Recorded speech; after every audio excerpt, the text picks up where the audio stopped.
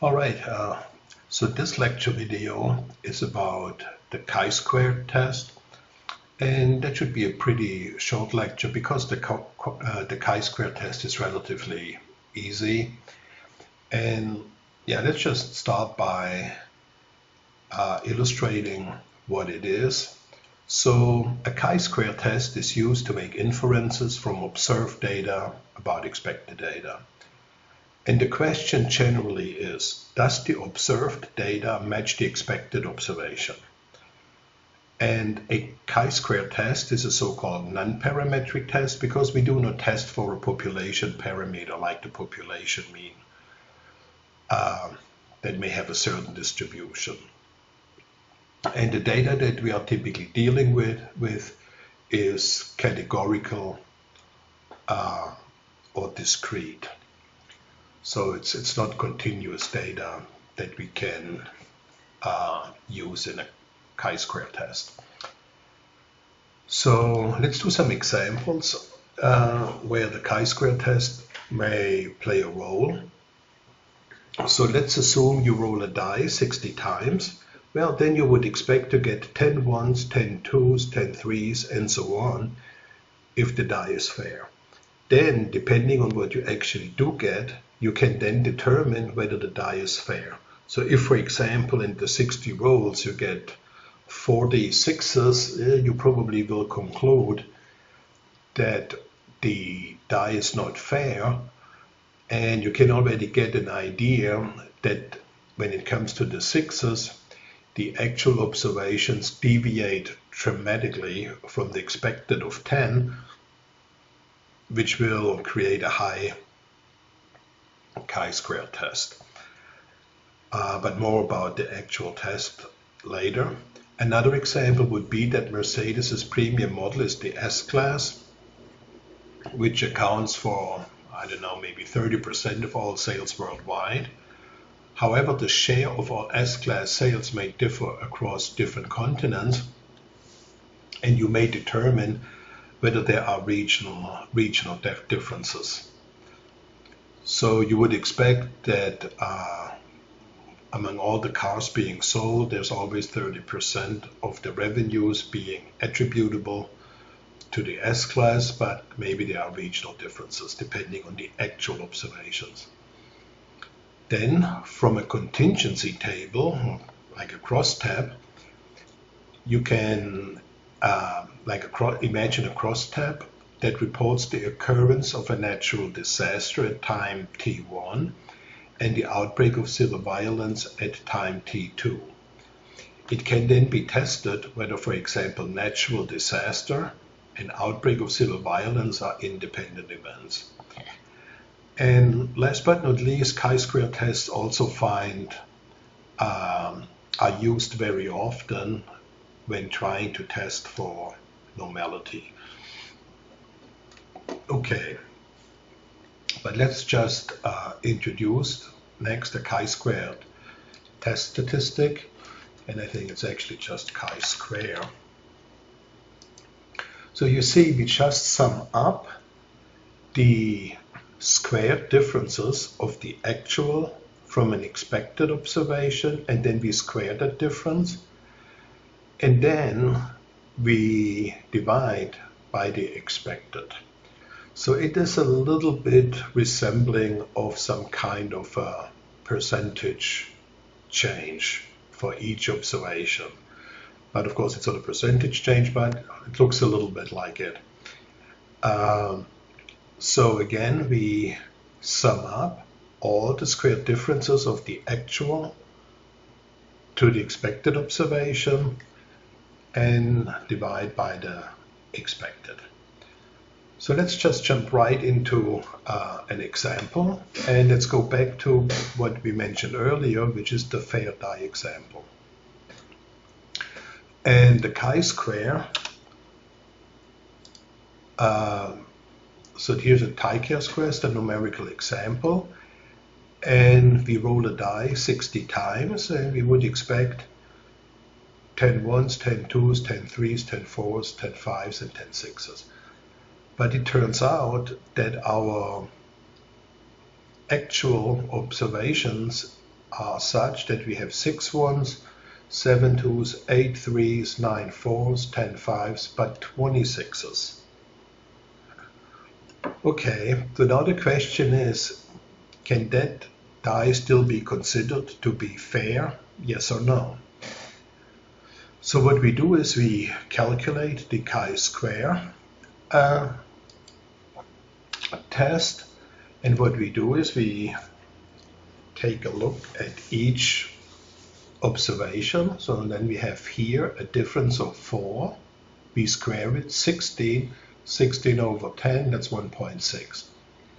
For the second category, the twos, we have a difference of 3 squared 9 divided by 10. For the categories of the 3, difference is 2 squared 4 over 10. For the 4s, we have a difference of 1 squared over 10. For the 5s, no difference, 0 over 10. But for the last one, the 6s, well, here we have a difference of 10. 10 squared, 100 over 10. Okay, so now if we just sum that up, we have a common denominator, 10, 10, 10, so we can just focus on the numerator. So 6, 25, 29, 30, 130, 130 over 10 is 13. So now this is our test statistic, just like a critical T or a critical F. So now we have, just like we had a test statistic for a T test and a test statistic for an F test, we need to compare it with a critical value. So here we have our test statistic, which is 30. And we need to find out, does that fall into the rejection zone, yes or no? So what we do is we do again a hypothesis test. And the null hypothesis is that the die is fair, and the alternative is the die is not fair. And here we need again the degrees of freedom. And the degrees of freedom for like a single event, like rolling the die, is the number of columns minus 1. So just think about it. If we go back here, and I know that the chi-squared is 130 over 10. And for example, I wouldn't know the number of observations of 6s. Well, I would know that all the others already sum up to 110, so the 6s must be 20. So in this case, I have 6 columns, 1, 2, 3, 4, 5, 6. So that means I have 5 degrees of freedom, right? So 5 values can assume whatever they want to, but in this example, if I know the chi-squared test statistic, then I know what the 6th observation must be. Okay, so the degrees of freedom is columns minus 1. And in a contingency table, like a crosstab, and we will do that later when we go over some problem sets, the degrees of freedom are always the number of columns minus 1 times the rows times 1. And of course, the columns and rows, that only relates to the actual observations. Okay, so then if we have, for example, a crosstab,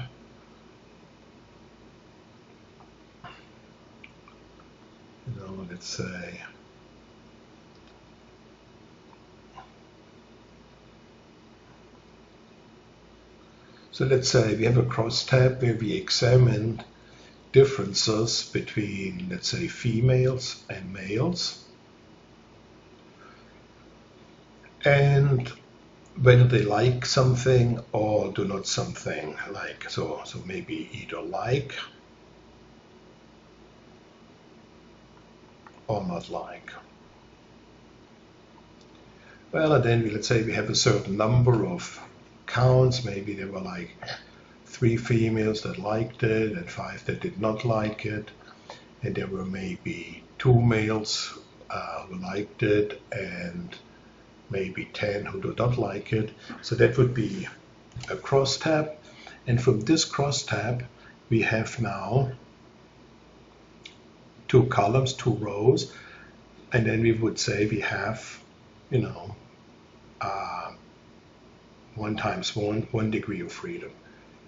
If we had more columns, like, let's say we have another rubric like, not like, and indifferent. So now we have 3 columns, and maybe we have another 4, and here maybe another 6. But anyhow, so now the degrees of freedom would be 2 times 1. So now we would have 2 degrees of freedom. So that is what the degrees of freedom mean. And again, I think it will become much clearer once we go over some examples. And so, but we know we need the degrees of freedom. And for the die example, I think that we have 5 degrees of freedom. That's pretty straightforward. And now what we need to know is, what is actually our critical value if we have 5 degrees of freedom. But we can also just calculate right away the probability that we get a chi-squared score of 13 if we hypothesize that there is no difference between the expected and the actual observations. And that is what I have illustrated in the next slide here. So our test statistic of 13, that has only a probability of 2.34% of being drawn from of being obtained from a true scenario in which the die was actually fair. So there's only a 2% chance of us obtaining this outcome of 1s, 2s, 3s, 4s, 5s, and 6s if the die were really fair. So of course we will use Excel for that. Specifically, we will use the formula. Actually, let me open Excel quickly.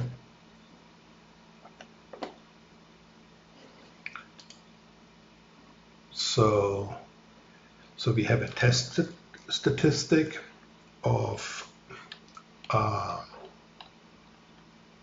13, and then there's an Excel command which is equal to f.dist, and then here f.dist gives you the left tail, okay, but we want the right tail. So our test statistic is 13, and we have 5 degrees of freedom, so 5. It's an f-test, I'm such a doofus, it's chi-squared, no, still, it's chi-squared distribution right-tailed, and our, I don't know why I said f-test, so I'm sorry, but it's a chi-squared distribution right-tail, so we have 13, comma, degrees of freedom 5, and then we get the 0.02%. So that would be the formula, and this is when you visualize it, and not that you would use it, but still there are also still some tables around, and this will give us a critical value. So if we go, for example, degrees of freedom in the first column, you see we have here a 5, and then it tells you in the subsequent columns how much probability mass you have to the right. So let us go to the 1, 2, 3, 4, 5, 6, 7, 8th column where it says chi-squared 0.05. And then at 5 degrees of freedom, it says that we have a chi-square statistic of 11.07. But our test statistic is greater, it's 13, so it falls into the rejection zone and must have a probability of less than 5%. So here, our test statistic would be actually somewhere at 11 point something, so roughly 11. So let's say this would be our critical value, so this would be the chi-squared critical, 11 point, what is it, 07, so that would be 11.07, and that means to the right of this 11.07 we have 5% probability mass, but our chi-squared test statistic falls into the rejection zone, so therefore we reject the null hypothesis that the dye is fair. So it is a very simple test that is in nature very similar to a t-test or an f-test, and the only new thing is that we have to deal with a new distribution, the chi-square distribution, but in terms of conceptual mechanics, everything is still the same. So let's just stop here, and then we will dive into some problem sets and just work on some muscle memory. But again, chi-square is relatively easy. Okay, so I'll stop here, and then I'll see in the next videos when we do some problem sets.